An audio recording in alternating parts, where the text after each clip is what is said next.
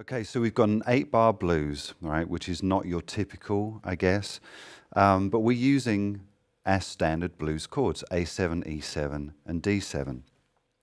Now look at the chord chart I've given you so you understand fully why that's an 8-bar blues. And you've probably heard it a million times, but you know, a lot of you guys are used to playing over a 12-bar blues, all right? So this is a little different. So we're targeting our key tones of an A7 chord, so our sweet notes of A7, which would be A, C sharp, E, and G. Now, my approach over that solo was to use my E9 arpeggios, and as you probably know if you follow me, I add chromatics to a lot of these things. So when you see lines joined together, that's all I'm doing. I'm chromatically joining the lines. Now, I chose to use that because my tonal center is that of the A7 chord. It comes back to the A7 a lot during the progression. Therefore, if I phrase my arpeggio towards that chord tonal center, I can play through the other chords, and because my ear is telling me home is at A7, if I phrase towards that, it's going to work and sound cool. All right, so what we're going to do is I'm going to pull up the track again.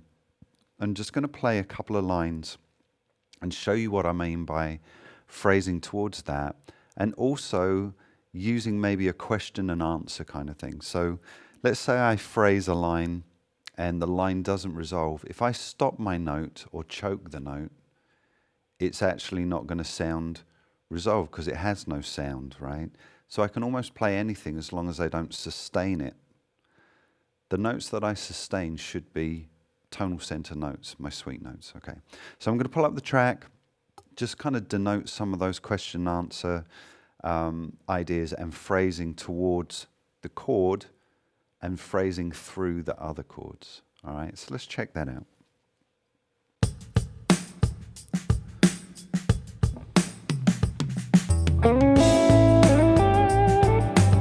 Okay, so choke there, so wait.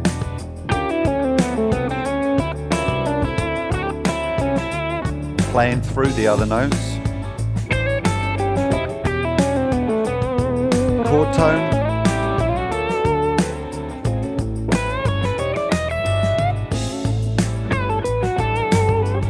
Wait.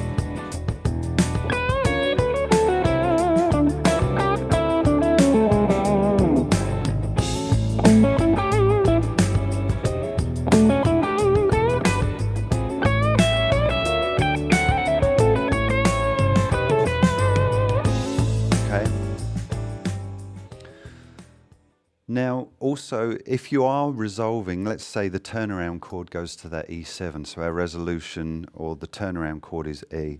When I was playing my dominant arpeggio of A7, I used my 9, my B, as my resolution because it's going to be a chord tone over that E7.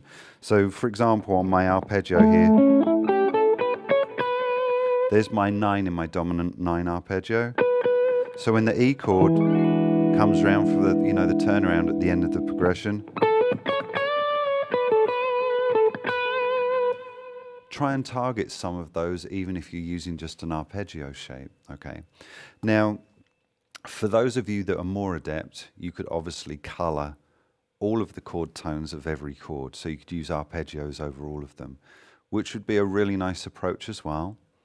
You could use A minor pentatonic and phrase towards the A, as I said and used A7, A9 arpeggios. Or again, you could use the blues scale or target tones of all the chords, right? So you've got options, and depends on, you know, how adept you are. But I think even if you chose one scale type or one tool, like I did, if you're phrasing correctly and targeting the tonal center, it's going to sound really cool anyway. So here's a challenge for you. Next time you play with your buddies or your band, try this approach and see if anyone says you sound different when you play. Because I think what's going to happen, now that you have the understanding that it's not just about playing one scale and playing notes, now you're using your notes to target and be intentful about where you place them and why, right? If you understand tonal centers, modality and everything else, you're going to instantly become a much better player. All right, that's the challenge I'm going to put out there to you. See if you start getting comments now that you've changed your approach.